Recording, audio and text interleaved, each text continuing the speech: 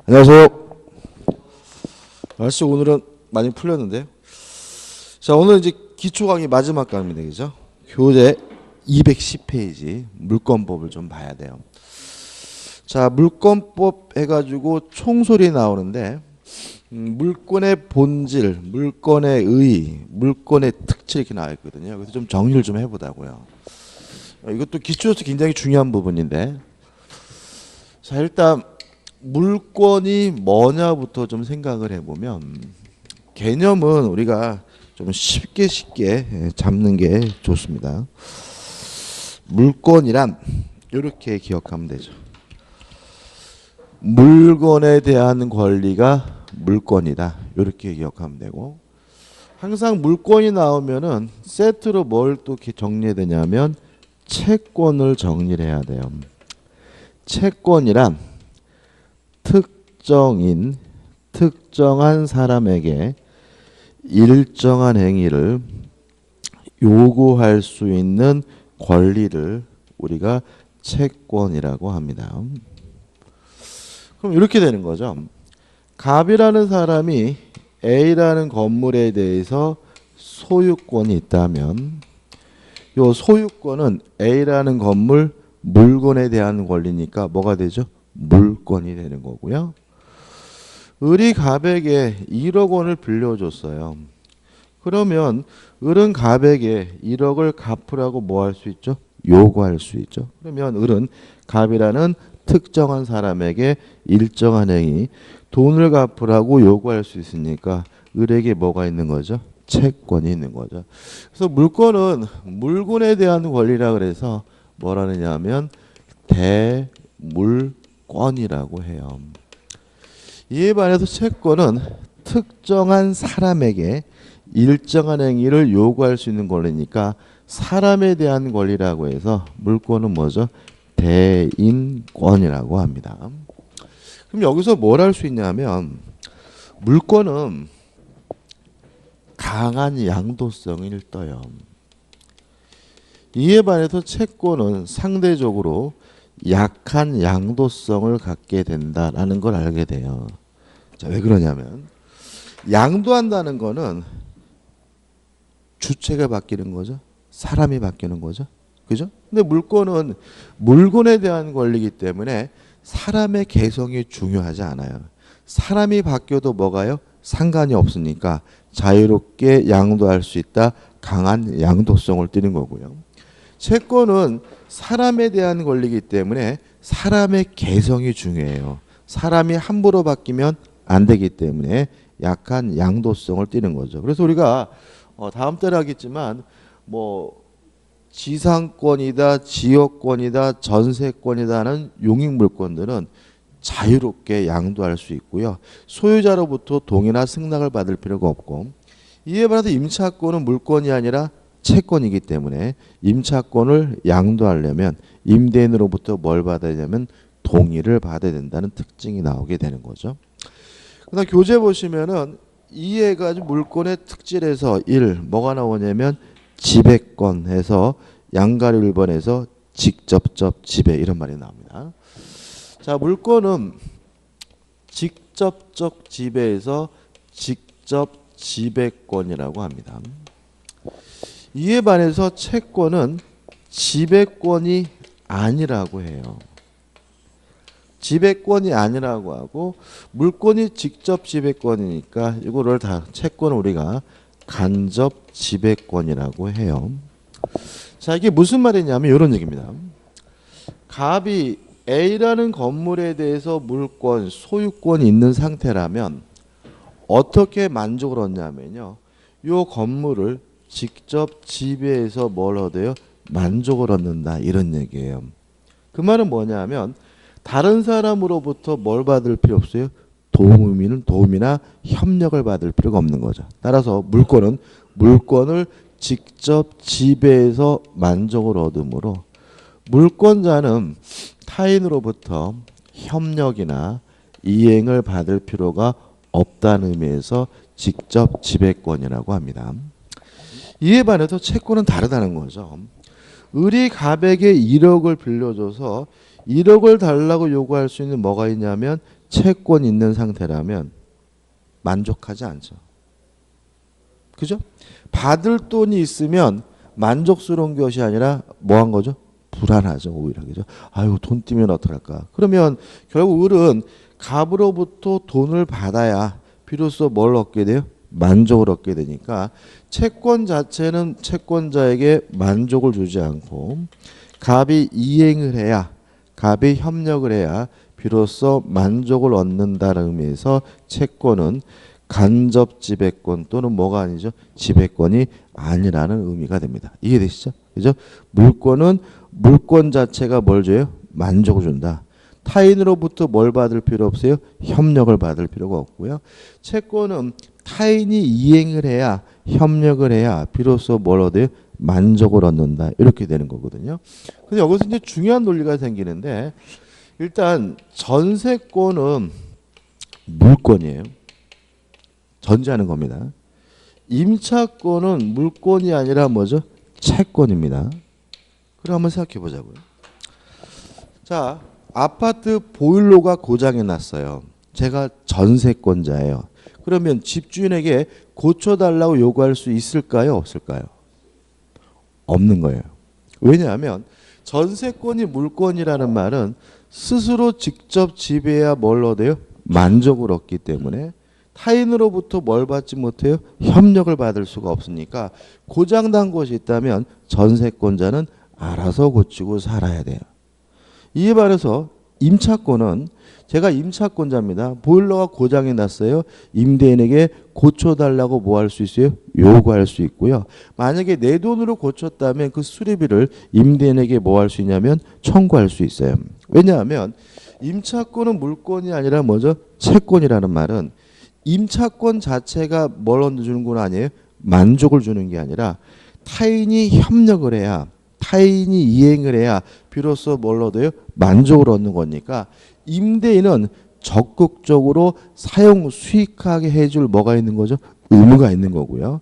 따라서 고장난 것이 있으면 임대인은 임차인에게 적극적으로 뭘 해야 돼요? 고쳐줘야 된다는 논리가 생기는 거예요.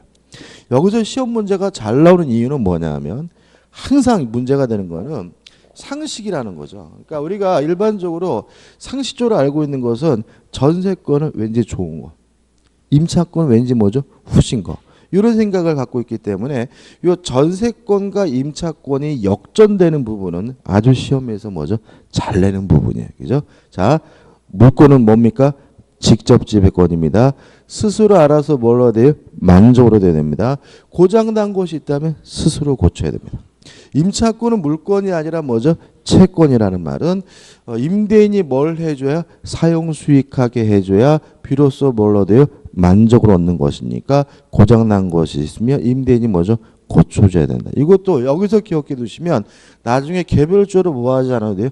외우지 않아도 되기 때문에 좀 이해해 두시기 바랍니다. 그 다음 우측에 보시면 2번에서 배타적 지배해가지고 물권은 배타적 권리, 배타성을 띱니다. 자, 이런 얘기입니다.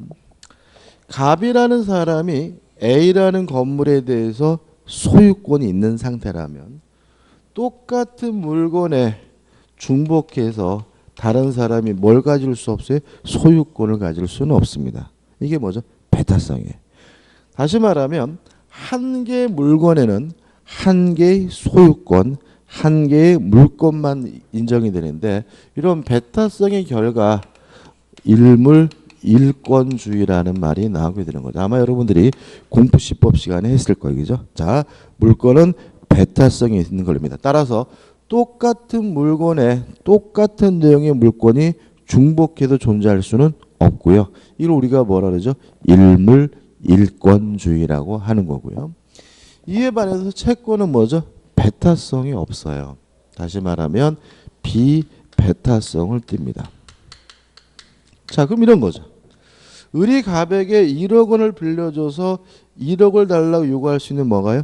채권이 있는 상태에서 병이 갑에게 또다시 1억 원을 빌려줬다면 병도 갑에게 1억을 달라 요구할 수 있는 뭘 갖게 돼요? 채권이죠. 다시 말하면 똑같은 객체에 똑같은 내용의 채권이 중복해서 존재할 수가 있기 때문에 채권은 뭐가 없어요? 배타성이 없다. 그래서 뭐죠? 비배타성을 띠게 됩니다. 그 다음에 중요한 게 나오죠. 물권은 우측 하단에 2에서 절대권입니다. 이에 반해서 채권은 상대권입니다. 자, 우리가 그동안 민법 들어와서 절대라는 말이 무슨 뜻이었죠? 모든 사람이란 뜻이잖아요. 따라서 물권은 절대권이라는 말은 모든 사람에게 주장할 수 있는 권리란 얘기고요. 상대라는 말은 뭐죠? 특정된 사람이란 뜻이잖아요. 채권이 상대권이라는 말은 특정된 사람에게만 주장할 수 있는 권리라는 의미가 되는 거죠. 이걸 우리가 전에 한번 했습니다. 그죠? 기억나시죠? 자, 다시 말씀드리면 갑이라는 사람이 A라는 건물에 대해서 소유권이 있다면 갑은 자신의 소유권을 세상 모든 사람에게 뭐 할 수 있어요? 주장할 수가 있으니까 소유권과 같은 물권은 뭐죠? 절대권이고, 을이 갑에게 1억을 빌려줘서 1억을 달라고 요구할 수 있는 채권이 있다면 누구한테만요? 갑한테만 돈 달라고 하죠. 갑한테만 주장할 수 있죠. 다른 사람한테 돈 달라고 하면 어떻게 한다고요? 뒤지게 맞는다 그랬죠. 다시 말하면 채권은 특정한 사람에게만 주장할 수 있기 때문에 뭐가 되는 거죠? 상대권이 되는 거죠. 여기서 중요한 논리가 나와요. 첫째, 물권은 모든 사람에게 주장할 수 있는 절대권이기 때문에 대항력을 갖습니다. 또 물권은 모든 사람에게 주장할 수 있는 절대권이기 때문에 물권을 행사할 때는 굳이 뭐 할 필요 없죠? 대의할 필요가 없습니다. 기억나시죠? 그죠? 채권은 특정한 사람에게만 주장할 수 있는 상대권이기 때문에 뭐가 없냐면 대항력이 없습니다. 채권은 특정된 사람에게만 주장할 수 있는 상대권이기 때문에 채권을 행사할 때는 뭘 해야 돼요? 대위에서 뭐죠? 행사해야 합니다. 자, 그럼 한번 생각해 볼게요. 갑이라는 사람이 A라는 토지를 가지고 있어요. 근데 이 토지에 대해서 을에게 전세권을 설정해 줬어요. 전세권은 뭐죠? 물권입니다. 그죠? 그죠? 자, 근데 갑이 이 토지를 병에게 팔았습니다. 팔고 병에게 이전 등기를 해줬더니 병이 새로운 소유권을 갖게 됐고요. 병이 을한테 와가지고 뭐라 그러냐면 내 땅에서 나가라고 막 지랄거려요. 이랬을 때 을은 나는 전세권자이기 때문에 못 나간다라고 버틸 수 있어요? 없어요? 있다. 왜냐하면 물권은 모든 사람에게 주장할 수 있는 뭐예요? 절대권이니까 갑에게도 주장할 수 있다. 병에게도 주장할 수 있다. 제3자에게도 주장할 수 있다. 뭐가 있는 거죠? 대항력이 있는 거죠. 자, 이에 반해서 갑이 가지고 있는 요 A 토지에 대해서요. 을과 임대차 계약을 해서 을이 뭘 갖게 됐냐면 임차권을 갖게 됐어요. 그리고 갑이 자신의 소유권을 병에게 양도를 해서 병이 새로운 소유자가 되더니 을에게 와서 내 땅이니까 나가라고 막 지랄거려요. 그랬을 때 을은 나는 임차권자이기 때문에 못 나간다라고 주장할 수 있어요? 없어요? 없다. 왜냐하면 채권은 특정한 사람에게만 주장할 수 있는 상대권입니다. 다른 사람에게 뭐 하지 못해요? 주장하지 못합니다. 따라서 병에게 뭐 할 수 없어요? 주장할 수 없다. 뭘 갖지 못하는 거죠? 대항력을 갖지 못하는 거죠. 여기서 이제 항상 문제가 되는 것은 뭐냐면 또 상식이에요. 자, 우리가 알고 있는 상식이 뭐냐면 주택 임대차는 주민등록을 하면 대항력을 갖는다라는 얘기를 알고 있거든요. 들어보셨죠? 안 들어보셨구나. 자, 주택 임대차 보호법상 주택 임차인은 인도받고 주민등록하면 이길날 뭘 갖게 되냐면 대항력을 갖게 돼요. 그러면 주택 임차권은 대항력이 있다는 얘기예요, 없다는 얘기예요? 없다는 얘기죠. 왜냐하면 주택 임차권 자체가 대항력이 있는 권리라면 왜 인도를 받고 주민등록을 하면 비로소 대항력이 생긴다라는 법을 만들겠어요.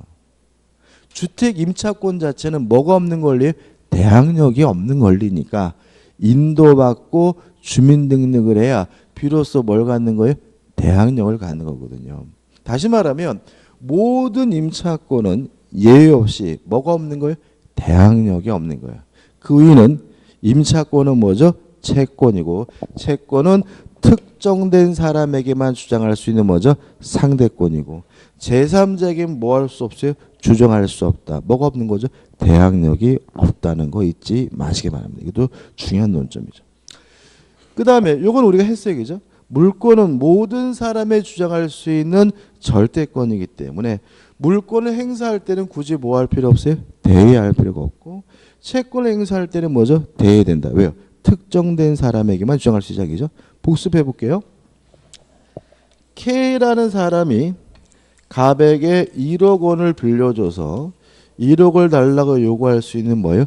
채권자인데 갑이 돈 갚기 싫어서 을과 만나서 하지도 않은 매매를 한 것처럼 가장을 해서 갑이 을에게 등기를 해줬다. 이게 뭐죠? 통정허위 표시죠. 그죠? 물론 매매도 무효고 무엇도 무효예요? 등기도 무효적이죠. 근데 을이 자기 앞에 등기된 것을 기하로 병한테 팔아먹고 병한테 이전 등기를 해줬을 때 요 병 제3자가 확정적으로 소유권을 취득하려면 뭐 해야 돼요? 선해야 되죠. 그죠? 얘가 악이에요. 악이. 그러면 얘는 소유권이 없는 거죠. 동의하시죠? 그죠? 그러면 갑은 요 병의 등기에 대해서 말소해달라고 뭐 할 수 있어요? 청구할 수가 있어요. 이때 갑은 을을 대의해서 말소해달라고 해야 되나요? 아니면 직접 말소해달라고 청구할 수 있나요? 직접 하는 거다. 왜냐하면 매매가 무효면 무엇도 무효예요? 등기도 무효고 병이 악이면 병의 등기도 뭐예요? 무효니까 누구에게 소유권이 있어요? 갑에게 소유권이 있고 소유권은 뭐죠? 물권이고 뭐예요? 절대권이니까 모든 사람에게 주장할 수 있다. 굳이 뭐 할 필요 없어요? 대의할 필요 없이요. 바로바로 직접 말소 등기나 이전 등기 해달라고 뭐 할 수 있는 거죠? 청구할 수가 있는 거죠. 이해되시죠? 그죠? 이에 반해서 K는 갑에게 1억을 빌려줬으면 누구한테만요? 갑한테만 달라고 할 수가 있으니까 병한테 직접 말소해달라고 뭐 할 수는 없어요? 청구할 수는 없고 갑을 어떻게 해요? 대의해서 갑을 통해서만 병의 등기에 대해서 말소해달라고 뭐 할 수 있어요? 청구할 수가 있다. 기억나시죠? 하나만 더 해볼까요? 자, 갑이 을과 만나가지고 매매 계약을 했고요. 을이 갑에게 대금을 다 지급하자 갑이 을에게 인도를 해줘서 을이 요 토지를 뭐하고 있냐면 점유하고 있는 상태인데 땅값이 뭐죠? 폭등을 했어요. 그래서 갑이 또다시 요 토지를 병에게 팔아먹고 병에게 뭘 해줬냐면 이전 등기를 해줬어요. 이중매매죠? 그죠? 자, 이중매매는 원칙적으로 유효하기 때문에 병은 선악불문하고 뭘 취득해요? 소유권을 갖죠. 기억나시죠? 그럼 병은 지금 토지를 점유하고 있는 을에게 나가라. 반환을 청구할 수 있겠죠. 이때 갑을 대의해서 반환을 청구해요? 아니면 직접 나가라고 요구할 수 있어요? 직접 나가라고. 왜요? 갑에게 뭐가 있어요? 소유권, 물권이 있고 물권은 절대권이니까 굳이 뭐 할 필요 없어요? 대의할 필요가 없는 거죠. 됐죠? 근데 만약 병이 이러한 갑의 배신 행위에 적극가다면 얘기가 달라지죠.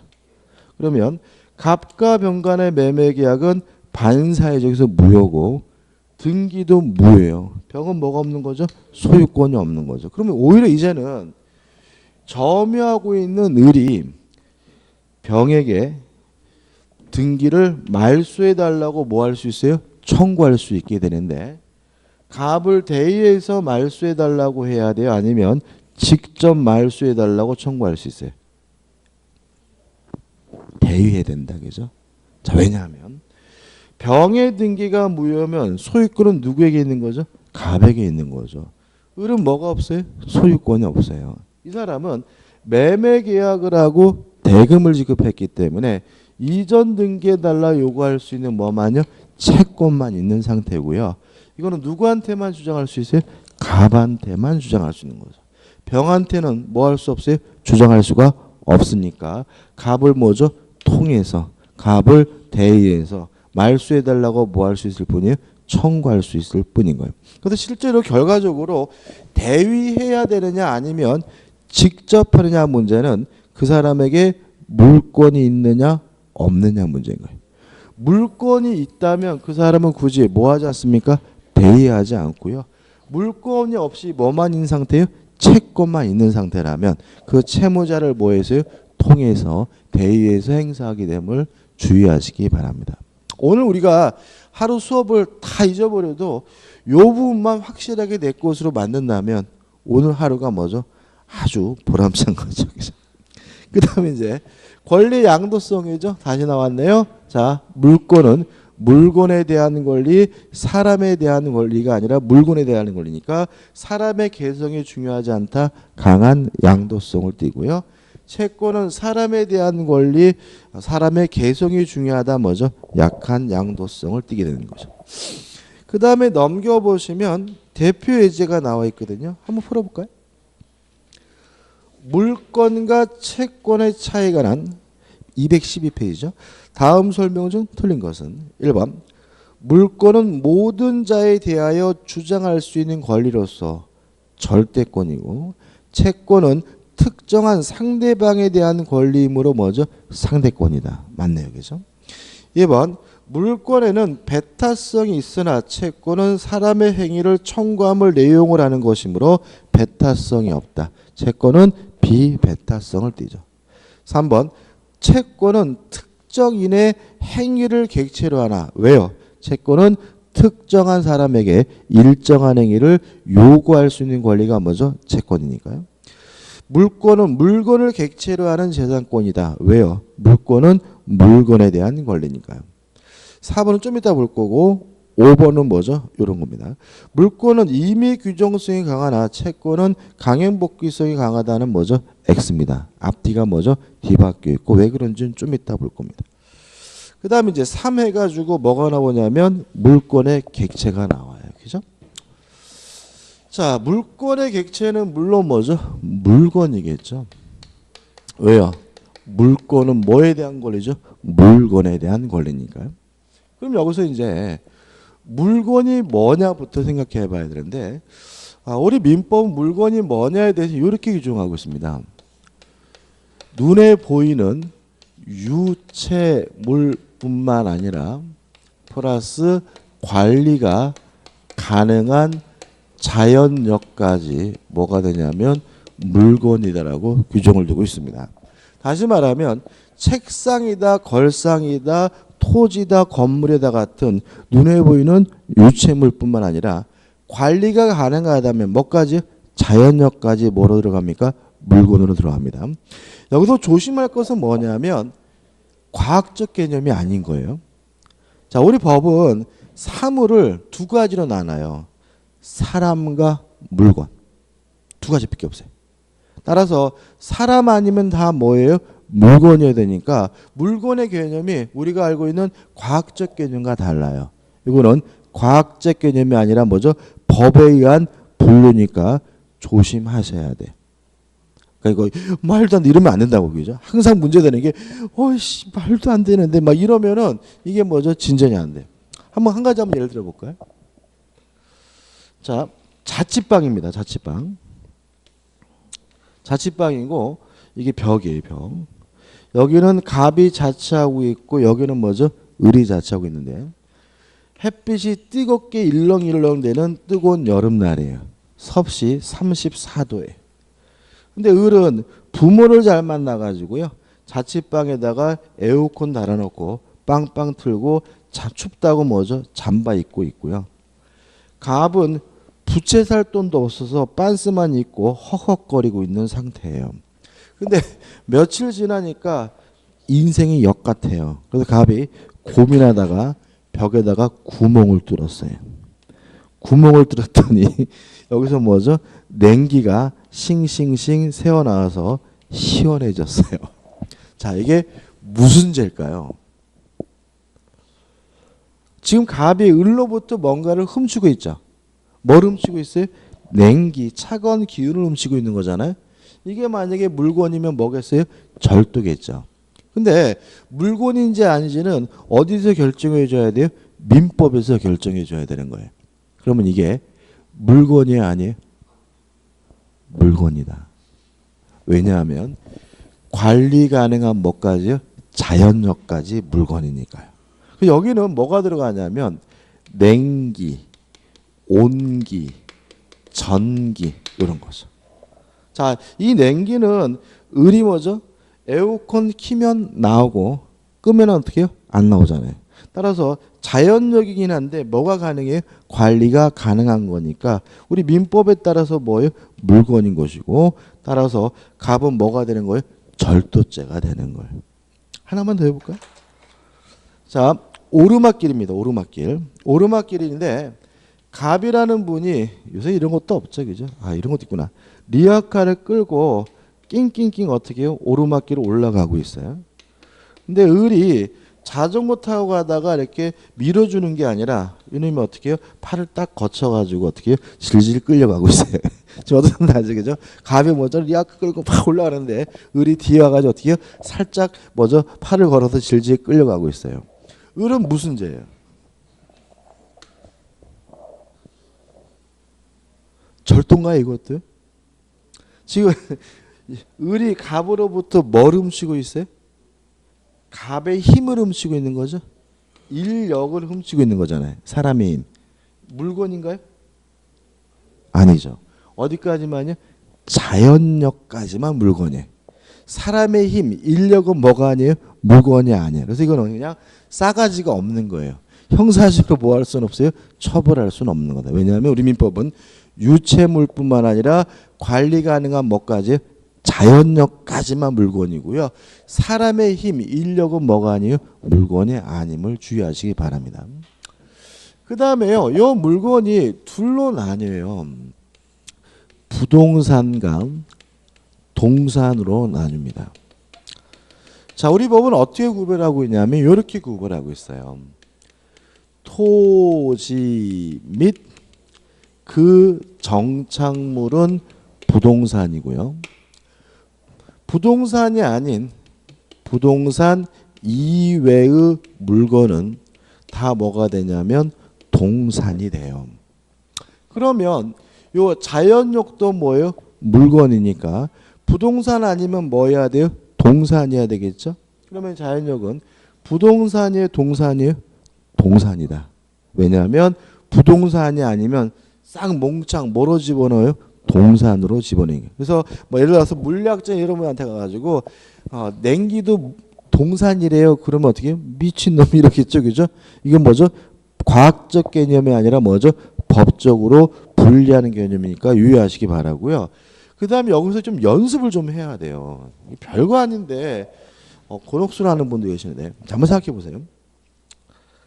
자, 토지는 뭐죠? 부동산입니다. 왜요? 우리 민법에 토지 및 그 정착물이 부동산이라고 법에 뭐죠? 규정되어 있으니까요. 법적인 개념입니다. 그죠? 자, 건물은 뭐예요? 부동산입니다. 왜냐하면 건물은 토지에 뭐가 되어 있어요? 정착되어 있으니까요.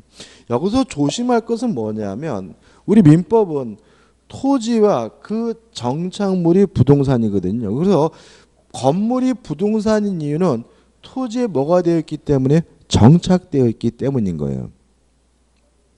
컨테이너 하우스는 동산입니다. 컨테이너 하우스 같은 경우에는 지게차를 들잖아요. 그죠? 그 말은 뭐예요? 토지에 뭐가 되지 않았어요? 정착되지 않았기 때문에 그런 것들은 뭐가 되지 않아요? 부동산이 될 수가 없습니다. 요 건물 앞에 우물이 있어요. 우물은 동산이겠어요? 부동산이겠어요? 부동산이겠죠. 왜요? 토지에 뭐가 되어 있어요? 정착되어 있으니까. 우물 옆에 담벼락이 있어요. 요 담벼락은 동산이겠어요? 부동산이겠어요? 부동산이겠죠. 토지에 뭐가 되어 있어요? 정착되어 있으니까. 밖에 나무가 있네요. 요 나무 동산이겠습니까? 부동산이겠습니까? 부동산이다. 왜요? 토지에 뭐가 되어 있어요? 정착되어 있으니까. 나무 옆에 배추밭이 있는데 배추밭에서 배추가 자라고 있어요. 요 배추밭의 배추는 동산이겠어요? 부동산이겠어요? 부동산이다. 왜요? 토지에 뭐가 되어 있어요? 정착되어 있으니까. 여기서 문제가 생긴데 우리 민법책에 농작물이란 말이 나와요. 부동산입니다. 뭐라고요? 부동산. 그래서 이 농작물이 나오는데 이거를 자꾸 마트에서 파는 배추 해가지고 동산으로 이해하시면 이게 또 완전 또 뭐가 돼버려요? 삼천포예요. 그래서 배추밭의 배추는 토지에 뭐가 돼 있어요? 정착되어 있기 때문에 뭐인 거예요? 부동산인 거예요. 이 나무가 사과나무인데요. 사과나무에 사과가 이렇게 열려 있어요. 이 사과나무의 사과 부동산이겠어요? 동산이겠어요? 부동산입니다. 왜요? 토지에 뭐가 돼 있어요?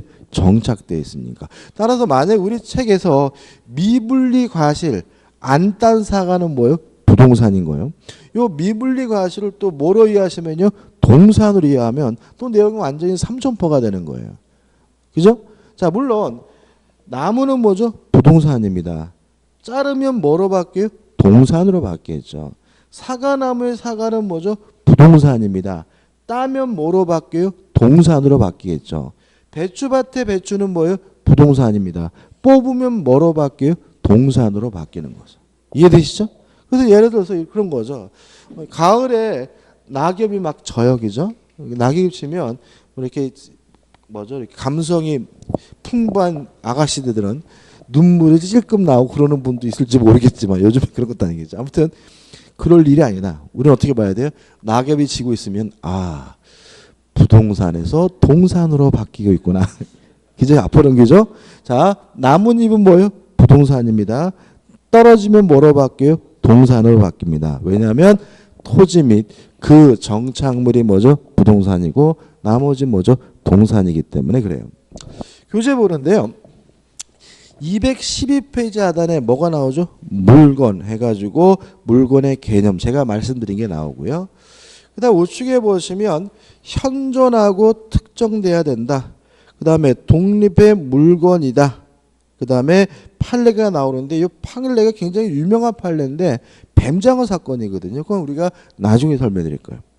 그 다음에 일물 일권주에서 의의가 나오는데 다시 말씀드리면 물권은 배타성이 있는 권리므로 똑같은 물건에는 똑같은 종류의 물건이 중복해서 존재할 수가 없는데 이게 뭐죠? 일물 일권주예요. 민법에서는 이렇게만 합니다. 그러니까 우리가 실제로는 이 일물 일권주의가 공시법에서는 대단히 중요한 개념이지만 우리 민법 뭐죠? 개념만 잡을 거예요. 중요하진 않고요.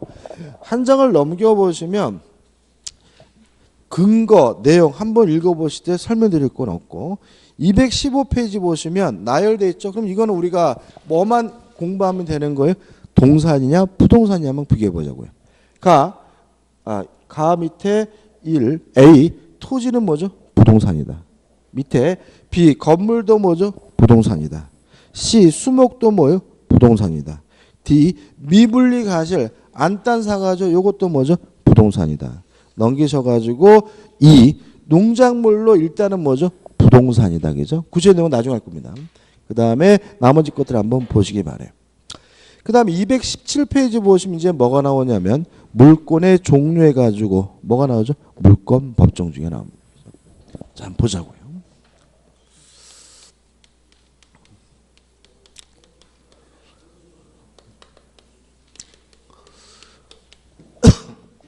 자, 물권 법정주의는 뭐냐면요. 물권에 관한 사항은 법으로만 정할 수 있다가 뭐죠? 물권 법정주의. 다시 말씀드리면 물권에 관한 사항은 법으로만 정할 수가 있는데 이걸 우리가 뭐라 그래요? 물권 법정주의라고 합니다. 그럼 두 가지를 알면 되는데 첫째, 여기서 말하는 법은 뭐냐? 법률과 관습법을 의미합니다. 그렇게 된 거죠. 물권에 관한 사항은 법률과 관습법으로만 정할 수 있는데 이게 뭐죠? 물권 법정주의입니다. 조심할 점은 뭐냐면 여기서 말하는 법률은 국회에서 제정한 형식적 의미의 법률만을 말합니다. 여러분들 공부하면서 좀 이상한 거 못 느꼈나요? 민법 시간에? 여러분들 다른 법 시간에는 시행령도 배우시고 시행규칙도 배우시죠. 그래서 뭐 시행령은 대통령, 시행규칙은 뭐 장관 이렇게 배우잖아요. 민법 시간에는 시행령 배운 적 없죠. 시행규칙 배운 거 없죠. 왜 그런 거예요? 민법은 시행령이 없어요. 시행규칙이 없어요. 왜 그러냐면 물권에 관한 사항은 법률과 관습법으로만 정하는데 이 법률은 국회에서 제정한 뭐만을 말해요?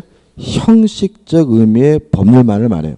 따라서 대통령령으로는 물권에 관한 사항을 뭐 할 수 없어요? 정할 수가 없어요. 장관령으로는 뭘 정할 수 없어요? 물권에 관한 사항을 정할 수가 없기 때문에 시행령, 시행규칙이 뭐 하잖아요? 존재하지 않게 되는 특징인 거죠. 얼마나 다양한 얘기죠. 지금 민법 안 그래도 양 많은데 여기 또 뭐까지 공부해요? 시행령, 시행규칙까지 공부한다면 난리 나겠죠. 아마 이 책이 아마 두께가 한 두세 배 늘어나겠죠. 그죠? 참 다양한 얘기죠. 그 다음에 그러면 또 생각해 보자고요. 대통령령으로도 물권에 관한 사항을 정할 수가 없는데 관습법으로도 물권에 관한 사항을 뭐 할 수 있어요? 정할 수 있도록 하고 있는 거죠. 왜 그럴까요?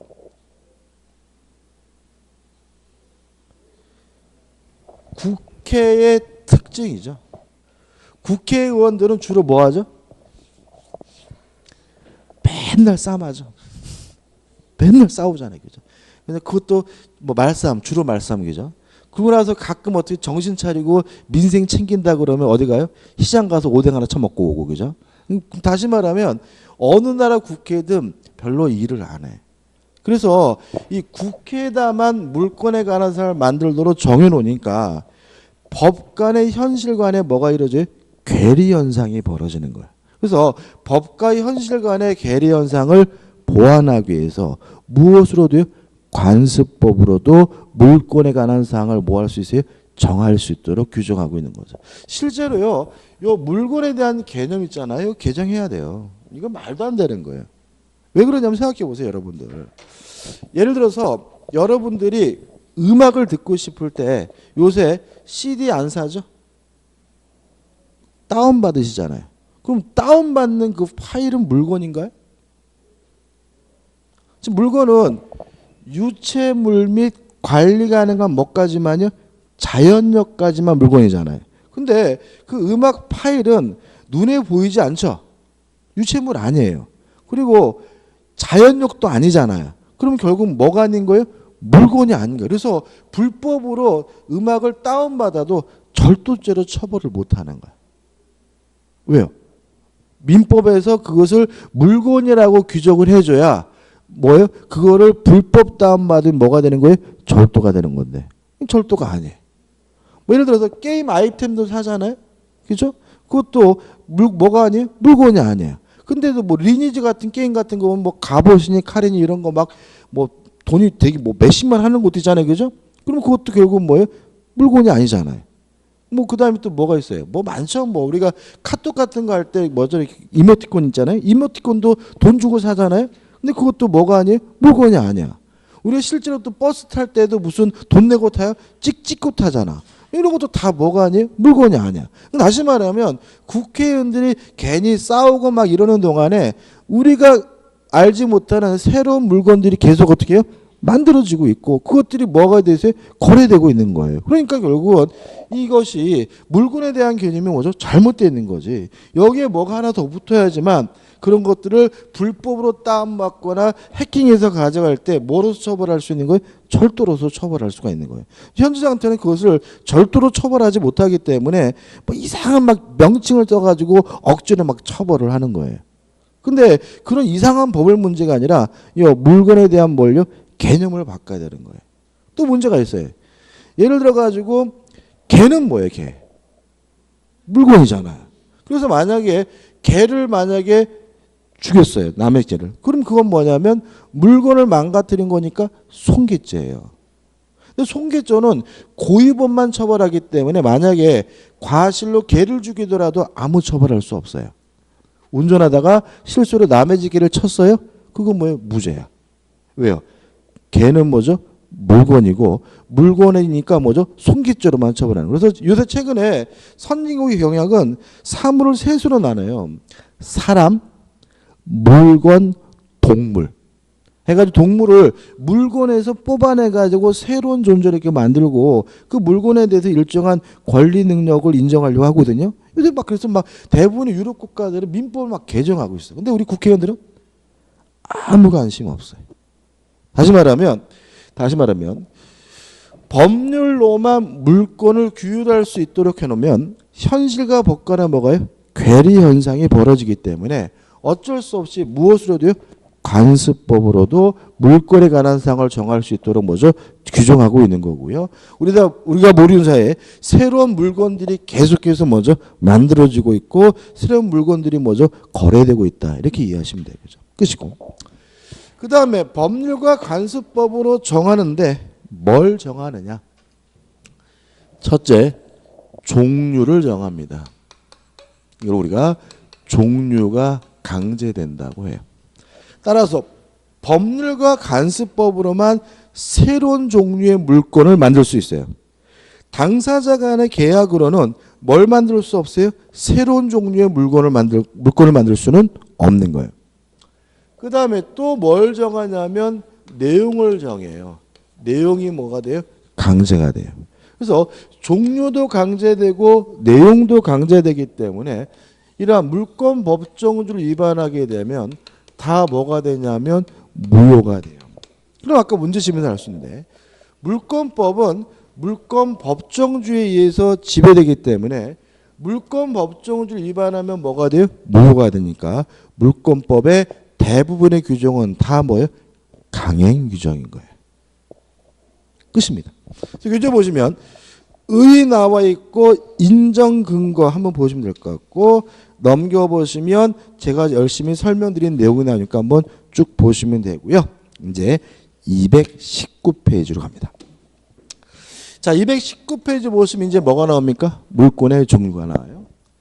자, 일단 물권은 법률이 인정하는 물권이 있을 것이고, 그죠?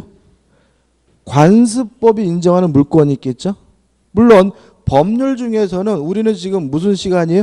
민법 시간이니까 민법이 인정하는 물권을 보게 되는데 그림이 나와 있죠. 좀 보자고요. 자, 우리 민법은 물권을 일단 점유권과 본권으로 나뉘고요. 본권 중에 가장 대표적인 것이 뭐냐면 소유권입니다. 그림이 나와 있죠. 그죠? 자, 점유권이라는 권리는 뭐냐 하면요. 훔쳤든 뺏었든 사실상 지배하면 당연히 인정되는 권리를 우리가 뭐죠? 점유권이라고 해요. 이러한 사실상 지배를 정당화시켜주는 이유를 우리가 뭐라 그러냐면 본권이라고 합니다. 다시 한번요. 훔쳤든 뺏었든 사실상 지배하고 있으면 당연히 인정되는 권리가 뭐죠? 점유권이고 이러한 사실상 지배를 정당화시켜준 이유를 본권이라고 하는데 가장 대표적인 본권이 뭐죠? 소유권이죠. 자, 그럼 이런 얘기입니다.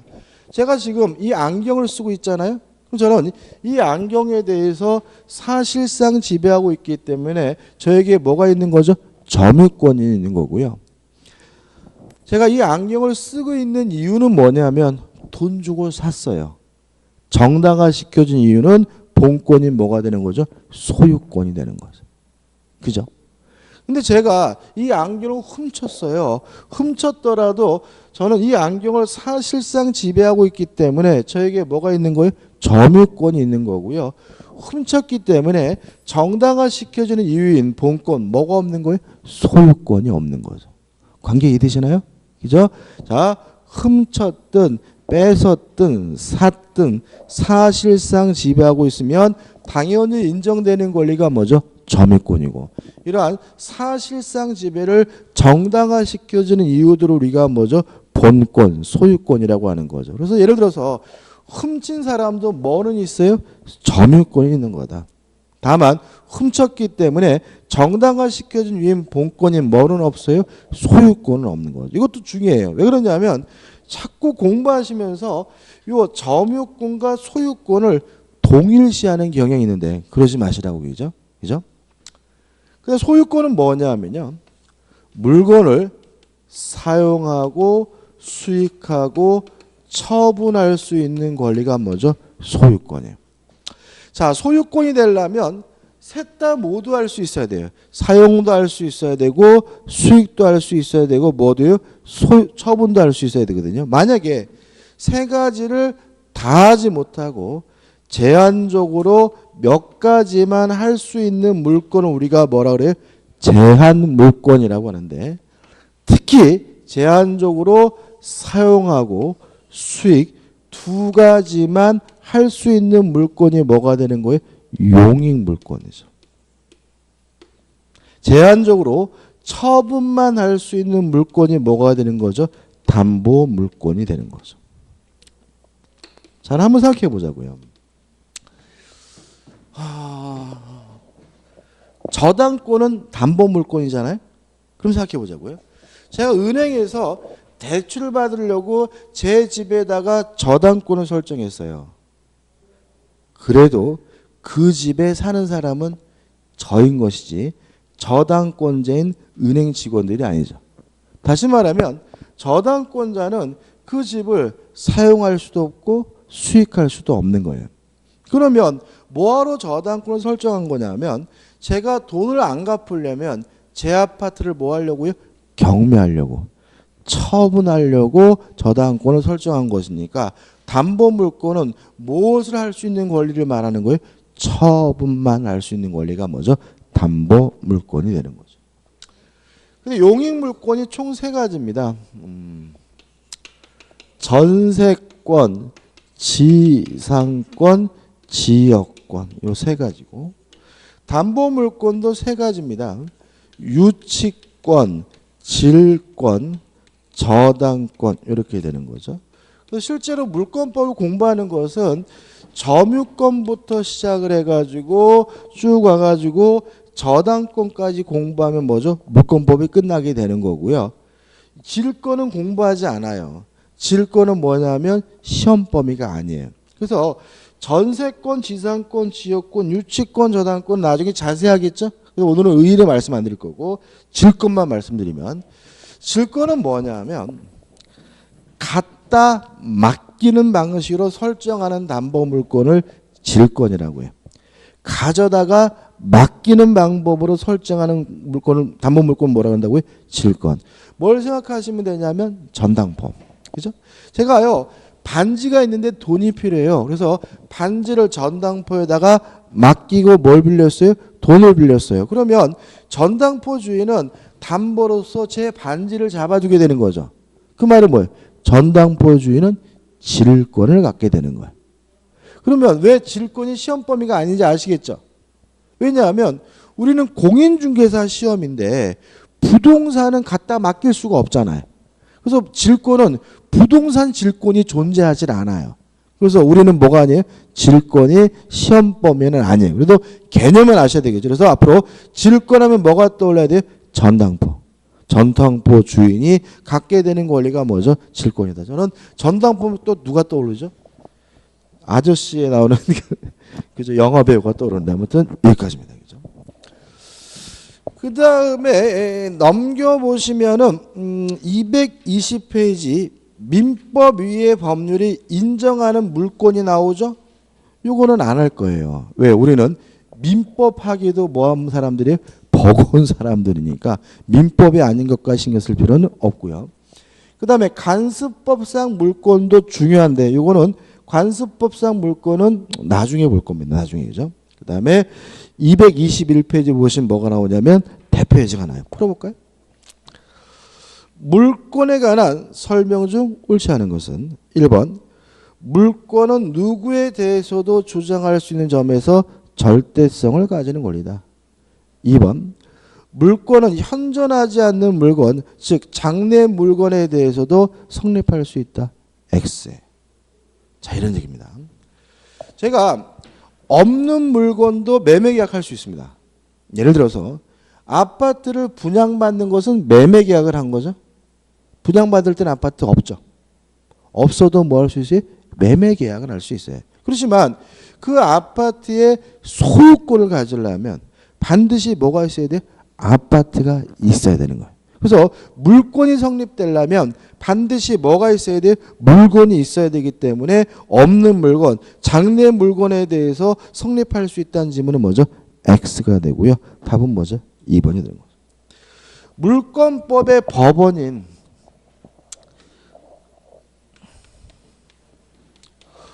법의 연원이란 말을 줄여가지고 법원이라 그래요. 그래서 우리 책에 나오는 이 법원은 지방법원, 고등법원 그 법원이 아니라 법의 연원을 말하는데 이 말도 어렵죠? 우리 어떻게 할 거냐면 법의 존재 형식이에요.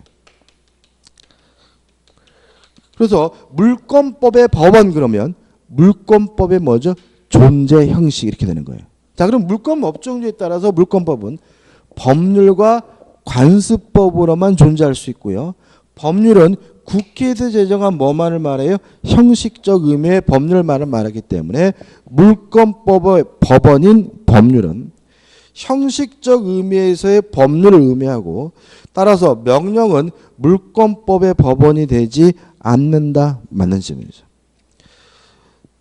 4번 물권법의 법원으로서 법률과 관습법의 관계에서는 신법이 우선한다는 견해가 있다. 이러이러한 견해가 있다는 질문은 무조건 뭐죠? 맞는 질문이고요. 5번 물권은 일반적으로 원칙적으로 채권에 뭐죠? 우선한다는 질문도 맞는 질문입니다. 여기까지입니다. 그죠? 여기까지 하고 이제 물권법 기초는 더 이상 안 할 거예요. 그죠? 여기 안 할 거고 좀 쉬었다가 어디로 갈 거냐면 계약법으로 할 거예요. 그래서 기초 강의이기 때문에. 그래서 쉬었다가 몇 페이지로 갈 거냐면 너무 많이 뛰어넘는 것 같네. 475페이지로 할 겁니다. 475페이지. 쉬었다가 475페이지로 갈 겁니다.